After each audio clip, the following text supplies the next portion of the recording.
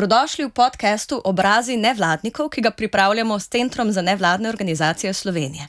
Naš tokratni gost je Goran Makar, predsednik društva Celiac Slovenija že od leta 2014. Sicer pa tudi pobudnik njegove ustanovitve leta 2006. Po izobrazbi je strojnik, danes pa predava na višješolskih programih varstvo okolja in strojništvo. Z delom društva je tesno povezan tudi osebno. Njegova hčerka ima celiakijo že od 6. leta, danes pa z njo živi že 22 let.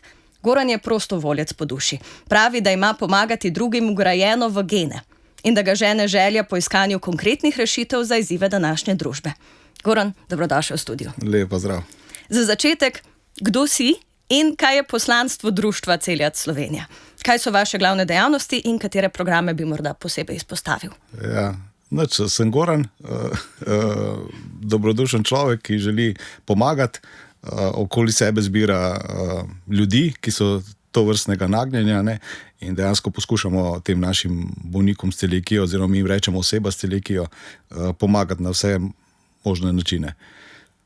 Kaj pa poslanstvo društva oziroma poslanstvo, ja, v bistvu v lanskem letu na začetku smo res dobesedno naredili nek pregled na tem, kako strateško želimo delovati v društvu in smo si bolj postavili tako vrednote, vizijo in tudi poslanstvo.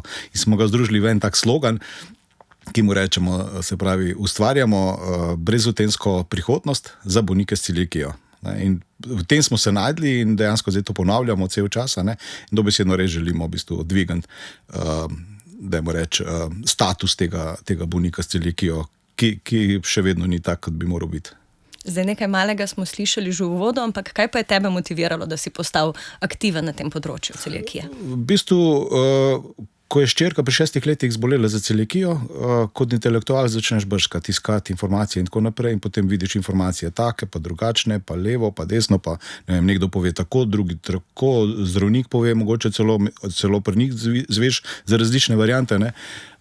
Potem je po novem mestu v bistvu se najde ena skupina ljudi, tudi v bistvu intelektualcev, ki smo sposobni na svojih področjih v bistvu nekaj narediti, smo začeli delovati v tem smislu, da bi pomagali tem ljudem. Ljudje so nas blazno podprli, bili so zadovoljni z našim delom in potem smo dobesedno ustanovili društvo in rekli, ajde, gremo, ne. Tako da zdaj letos praznujemo 20-letnico, na kar smo ponosni in mislim, da imamo lepo prihodnost, no.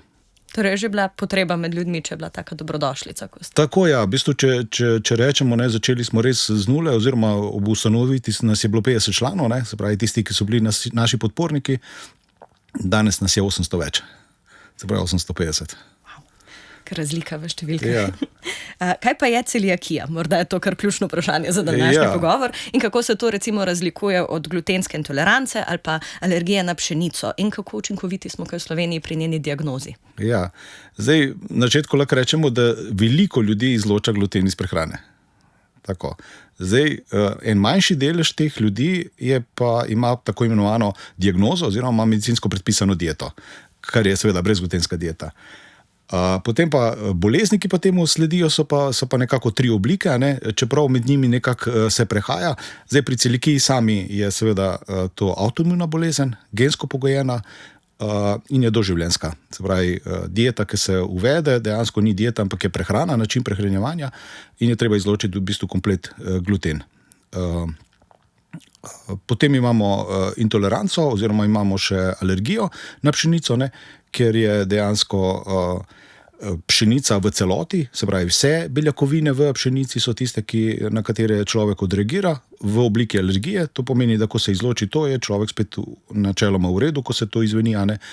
Intoleranca pa pomeni v bistvu, da je nekako oblika neceliakalne občutljivosti, se pravi, avtoimuni sistem se odzove, ampak se ne odzove na isti način kot pri celiakiji. Zdaj, v bistvu podrobnosti, kar se tega tiče, pa seveda je možno na naši spletni strani dobiti na ostalih stvarih. Predvsem bi mogoče tu poudaril naš podcast Furam brez glutena, kjer je naš klinični dietetik v prvi epizodi v bistvu to dobesedno res dobro razložil. Tako da vabljeni vaši poslušalci in gledalci v bistvu k spremljanju tega kanala. Najlepša hvala. Diagnoze v Sloveniji torej so na mestu, imamo to urejeno ali je tukaj še kaj prostora za izboljšave? Zdaj, kar se tiče diagnostike, je v redu.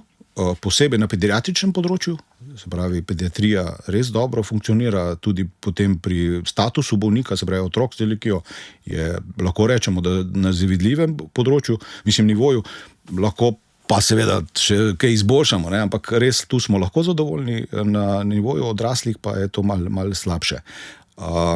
In tukaj je seveda naš fokus v bistvu v nadaljevanju delovanja društva, da tukaj nekaj uredimo. Ne. Pri otrocih recimo diagnostika od prvih resnih težav, ki jih zazna otrok oziroma predvsem starš, do diagnoze traja maksimalno 1 leto. Se pravi, je to res zelo hitro, ker vemo tudi glede čakalnih dob in vse ostalo.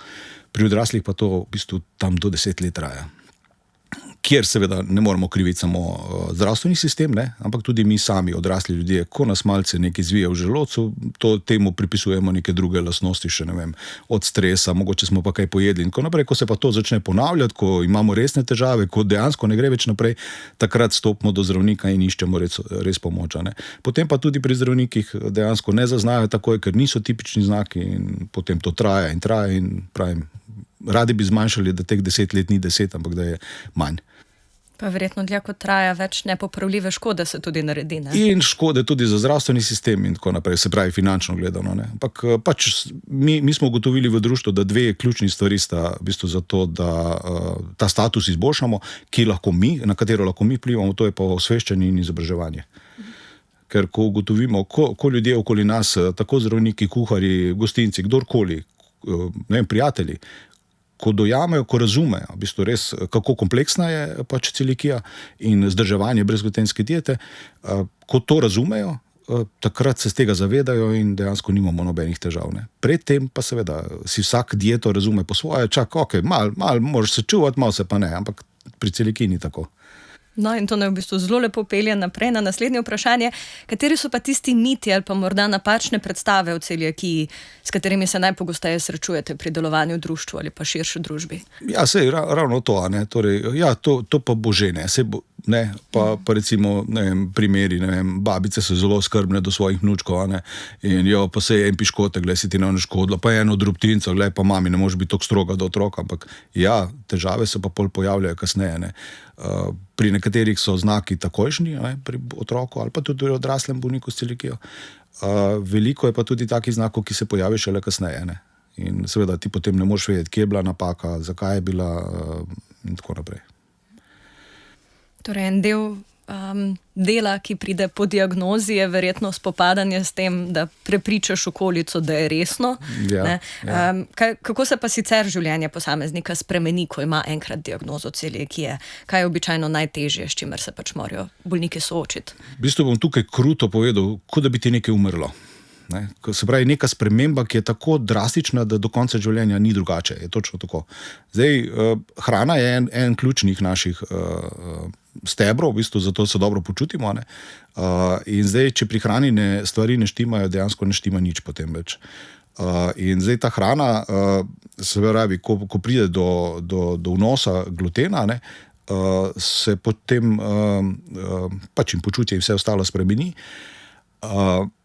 Kako malo je potrebno, ne, je res neverjetno. Ne. Mogoče tu dobro, da to v eter tudi povemo, ali drugačen način, ne, se pravi 20 ppm je tista meja, kjer tako malo je glutena lahko v živilu, da lahko rečemo, da je brezglutenski. 20 ppm to je v bistvu milijon tih delov, 20 milijon tih delov, se pravi, če rečemo zdaj matematično, bom tukaj, ker sem predavatelj, torej 20 proti milijon, ne, to je, če to zdelimo, je to 1 proti 50 tisoč. Zdaj pa, da si lažje razumemo, se pravi, pšenica je glutenska, a ne, ajda je pa brezglutenska. In zdaj, če damo v kup ajde, ker je 50 tisoč zrn, eno zrno pšenice, je to na meji. Zdaj pa si predstavljate, 50 tisoč zrn ajde, noter pa nekje vmes je pa zrno pšenice. A ga vidimo? Ne, ga ne najdemo. Ne. Moramo zelo brskati, da ga poiščemo. Ne. In zdaj, če pride do mletja te skupine, tega žita, ne, dejansko je ta moka ni več uporabna za bolnika s celiakijo. Zdaj, kar pomeni, da je zelo majhna količina glutena že dovolj. Ne. Recimo, ne vem, v kuhinji, kjer se pripravlja brezglutenska hrana, ne sme biti moke. Sploh moke ne sme biti. Ker moka, vemo, da če sam takole naredimo, gre po zraku in dejansko je lahko povsoda, ne. Tako da so lahko, malenkosti lahko že zelo vplivajo. Ne vem, recimo v čisto enem kotu, recimo ena od domačih živali je nekaj glutenskega, je že problem, zato ker bo zmlela tisto žito in dobesedno bo prah letel po zraku, kar pomeni, da je velika verjetnost kontaminacije in je pa problem. Zdaj pa, seveda, mi smo to primerjali v času COVID-a, v bistvu s COVID-om, ne. Mi nismo vedeli, kje COVID je, oziroma kje virus je, ne. Ampak tako zdaj, danes recimo bolnik mora paziti, kje se lahko pojavi kontaminacija, ker drugi to zelo težko pazijo, ker težje razumejo. Je potem tudi to nerazumevanje. Vemo pa, da vsa druženja, vsa prijateljstva, vsi rojstni dnevi in ostali grejo sporedno s hrano in druženjem in seveda velikrat potem mora prinesti hrano s seboj, ker dejansko nekdo na drugi strani ne zna poskrbeti tako, da je varno. In seveda potem pa spraševanje, pa zakaj to, pa zakaj tisto, ne? In velikrat te bolniki se socialno izključijo, ravno zaradi tega, ker ne želijo vsem razlagati in tako naprej, tako da mi pravimo, dajmo se vsi osveščati na višji nivo in bomo potem to razumeli, ne? Ena taka pomembna sporočilo, ki ga imamo vedno v društvu, ko pravijo, ja, pa kako ćemo razumeti bolnika s celiakijo? Čisto preprosto, samo poslušaj ga. On bo vse razložil. On vse ve. Ne. Tako kot je, verjemi, da je tako prav in probaj to upoštevati. To se tako morali izučiti, glede na to, da potem človek menedžira svoje lastno življenje na ta način. Res je. Da ni škodljivo. Ampak zanimivo, kako je torej od stopnje kmetijstva pa potem do gostinstva in vse to je treba prilagoditi, pa konec koncev tudi ne. To, kar ste izpostavili, socialna funkcija, težko je iti na pivo s kolegi, če ne smeš piva. Ja, res je, ja. Na vseh nivojih. Drži. V bistvu ta kontaminacija je tista, ne, se pravi, tako kot spomnil se na čas COVID-a, ne, nikoli nismo vedeli, kje je lahko, ne. Tako dejansko nekdo zdaj hodi okoli, kot da je COVID še vedno, ampak ne COVID, ampak gluten. Gluten je pa povsod, ne. Zdaj, slabost glutena za bolnika s celiakijo je to, da je povsod. Dobra lastnost za vse ostale je pa to, da je to živilo, ki je dokaj poceni in je zelo dobre lastnosti tehnološke ima. Zato se tehnološko v živilstvu zelo veliko uporablja. Kaj bi si pa pri društvu morda želeli, da bi širša javnost bolje razumela o življenju s celiakijo, poleg tega, kar sva omenila, torej, da je treba stvari vzeti resno, da so vse te stopnje produkcije lahko otežene in... V bistvu, da vzamejo resno stvar, no. Da si ne delajo, ne vem, nekih bližnic ali pa nekega povprečenja, ne, tega. To ni dieta, to je v bistvu res način prehranjevanja in je zelo stroga. Ne. In vsako posploševanje tega pri bolniku s celiakijo ne šteje, ni v redu. Ne. In lahko v bistvu zgubiš konec koncev tudi prijatelja, če ga ne poslušaš, če ga ne razumeš, ne.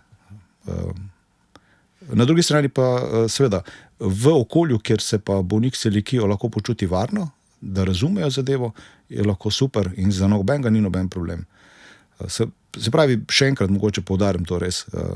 Poslušajte, razumite bolnika s celiakijo in bo vse lepše in boljše. Potem so pa tu zraven seveda še institucije, mimo katerih tudi ne moremo in društvu sodelujete tudi z njimi.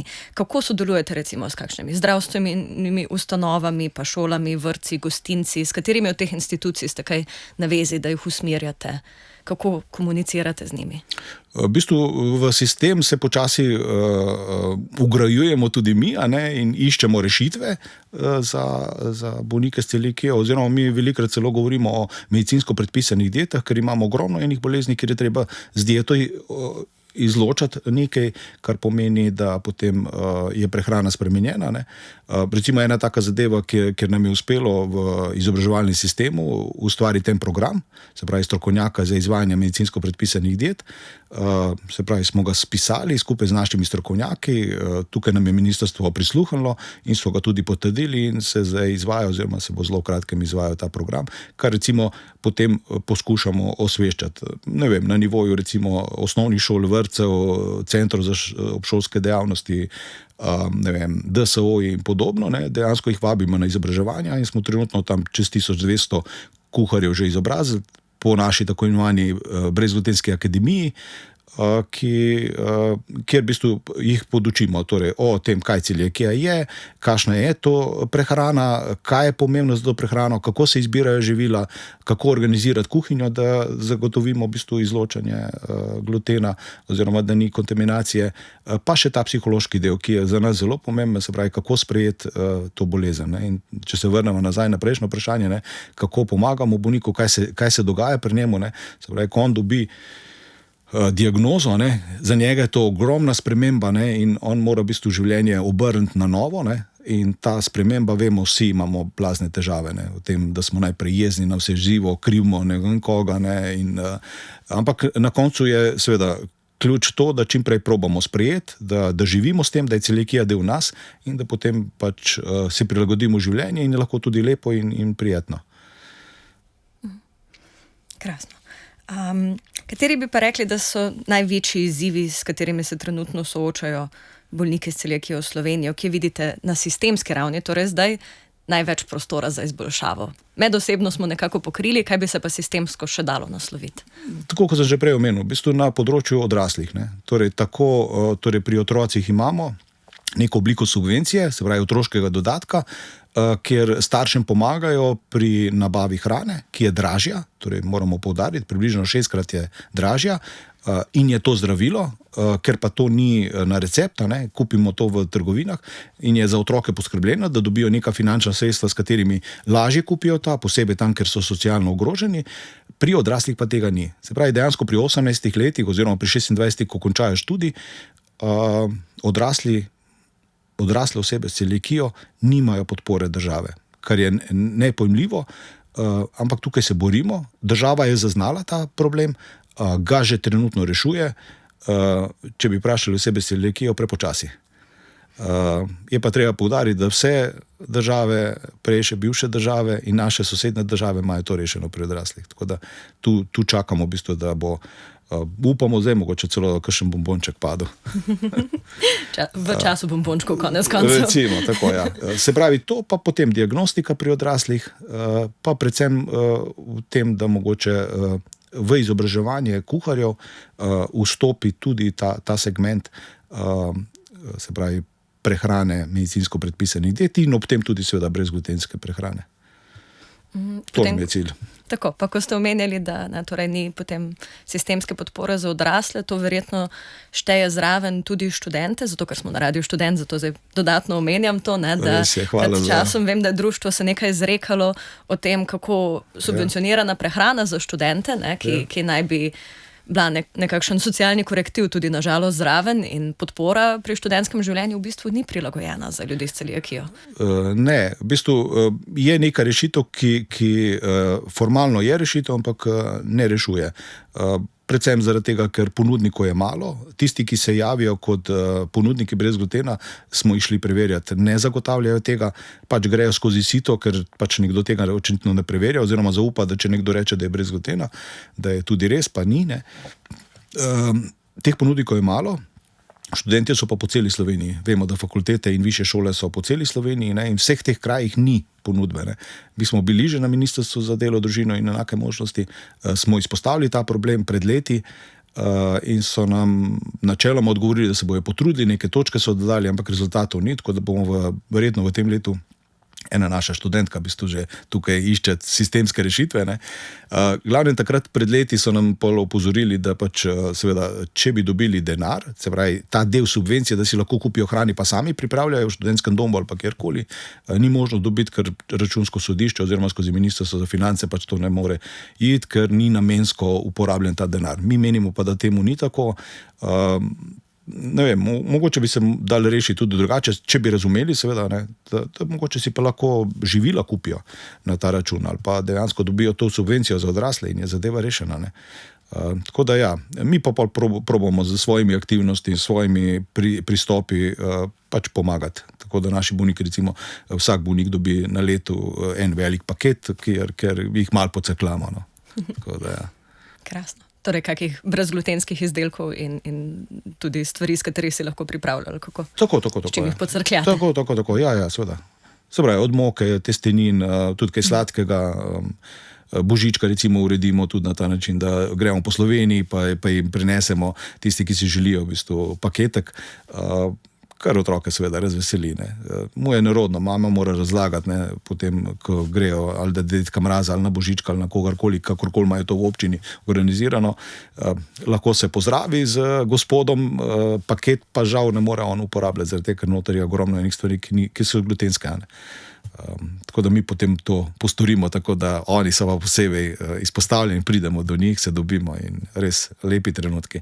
Jaz sem si enkrat dovolil obleči božička, oziroma obleko božička, in je neverjeten občutek, ko nadaneš v bistvu to obleko, ne nadaneš samo obleko, nadaneš v bistvu to dobroto v bistvu tega človeka in čutiš, kako lahko pomagaš, res neverjetno.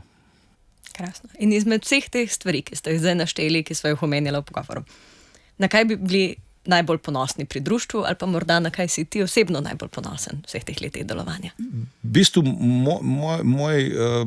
moj ponos, ali pa kakorkoli, je v bistvu v tem, da to, kar delamo z ožjo ekipo v bistvu v društvu, ljudje cenijo, razumejo in nas podpirajo in pač to je kredit ali pa energija ali pa, ne vem, gorivo za naprej. Dobesedno. Se pravi, dejansko, da se je spravilo od tistih 50 na 850 članov, pomeni, da nam že toliko ljudi zaupa in da to, kar počnemo, pač podpirajo. Kakšno sporočilo bi pa morda želeli poslati nekomu, ki je bil ravnokar diagnosticiran s celiakijo? V bistvu ena ključna stvar, mail. Torej info@celjac.si. Torej info@celjac.si. V roku par ur bo dobil odgovor nazaj, članitev bo v 24 urah, dobil bo mentorja v zelo kratkem času, z aktivnosti bo seznanjen, dobi še eno knjigo na sposojo, dobi tudi tale življenje s celiakijo, naš priročnik, tako da imamo rešitve, imamo odgovore, ampak pravim, samo obrnejo se. Torej še enkrat info@celjac.si in bo dobili odgovor in pomoč.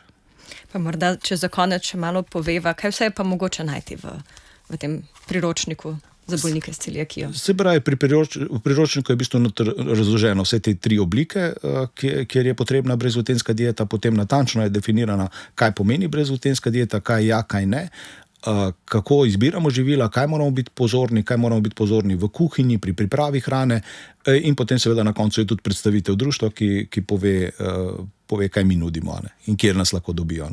Se pravi, naši kanali, se pravi, na družbenih omrežjih smo zelo aktivni, se pravi, čez 4000 ljudi imamo tako na skupini, kot potem na strani Facebook, na Instagramu smo, na TikToku, zdaj smo kanal vzpostavili na YouTubeu, LinkedInu smo, tako da smo zelo aktivni. Vse povsod, krasno. Vidim, da imate tudi kampo na kupih na svete. Tako. Izredno koristno. Mogoče še zanimivost, torej vsako skupino bolnikov nekako probamo združevati skupaj, tako imamo pol skupino za mlade, ki se družujejo posebej, pa so oni zdaj zadolženi za te študentske bone, da nekako naštudirajo, pa jih bo potem društvo podprlo pri tem. Potem imamo tabor Celjac za otroke, se pravi od nekako osnovna šola pa začetek srednje šole, potem so seveda mladi in za odrasle imamo tudi rehabilitacijo, kjer se dobijo, družijo. Predvsem ključno za vsakega bolnika je v bistvu to, da čuti, da ni sam, da je tu še nekdo zraven njega. Velikokrat je to mogoče več pomembno kot vse ostalo strokovno znanje, ki ga imamo. Tudi to je pomembno, ampak predvsem ta občutek, da ni sam. Goran, s tem smo prišla do konca intervjuja. Najlepša hvala, da ste bili tukaj.